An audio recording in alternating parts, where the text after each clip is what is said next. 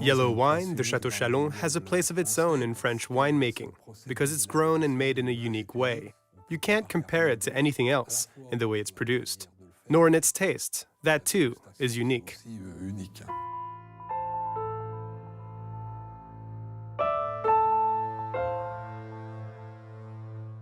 In 1375, Duke Philip the Bold had wine delivered from Château Chalon to Bruges when he received emissaries of the Pope and the King of England.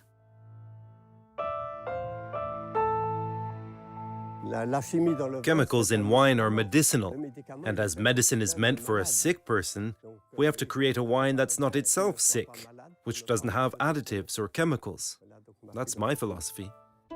With its cold winters and bright summers, the Jura isn't the first place we think of when we talk about France's wine regions. And yet its grape varieties have adapted to these extreme conditions to provide exceptional wines like the legendary yellow wine. Among our reds, we have the Ploussard, which is the king of the red wines, and then we have the Trousseau and the Pinot. As far as whites are concerned, we have the Chardonnay and Savagnin, which is what we use to make yellow wine. For the Jura soil, these grape varieties and the vintage to fully manifest themselves, Pierre Auvernois develops these wines naturally. For me, winemaking doesn't start in the cellar. It begins in the vineyard. So if you want to make a good natural wine, you need healthy soil which hasn't been chemically weeded. The moment you use chemicals, you're killing lots of things.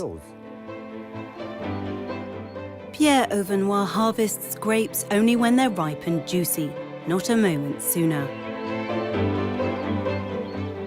A fruit has to be ripe, no matter what fruit it is. If you pick a peach and it's not ripe, it's not good. From the moment a fruit is ripe, it's juicy and good. It has to be picked when ripe. That's paramount. The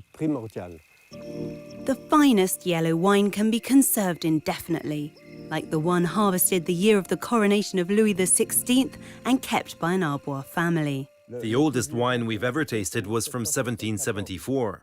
At the time, there were certainly no chemicals in that. We had it at 220 years old in 1994.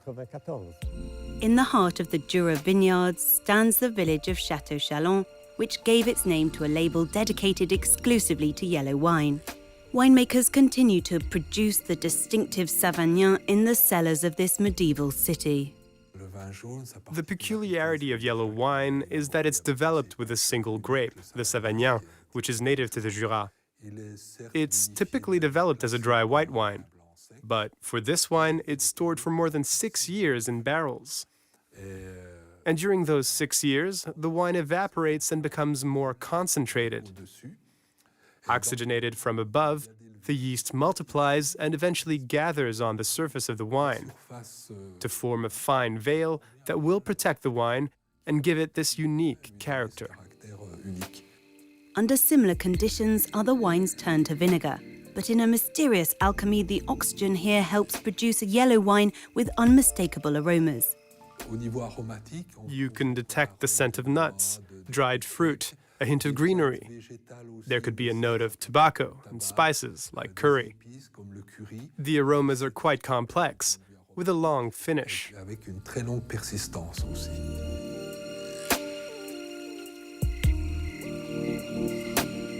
It's an aromatic complexity that makes for superb food and wine pairings. In this region, the ideal match is with poulet de Bresse, or Bresse chicken, in a cream sauce of yellow wine and morel mushrooms. Or you could venture into exotic and spicy dishes like Thai cuisine. But returning to the region, we can't forget one of the best pairings, and that's yellow wine with Comté cheese. To understand the secrets of Château Chalon, John Berthet-Bondet and Jean-Marie Roulier-Lambert brought together the top specialists of the Jura vineyards. Here, we're in an ancient seabed, so we have layers of marl and clay, from which Savagnin in particular has been able to flourish. An unusual wine that has inspired many artists. The novelist Colette really liked the yellow wine of Château Chalon, and she's written beautifully about it. A gilded muse to preserve, which hopefully will continue to inspire many more authors and artists.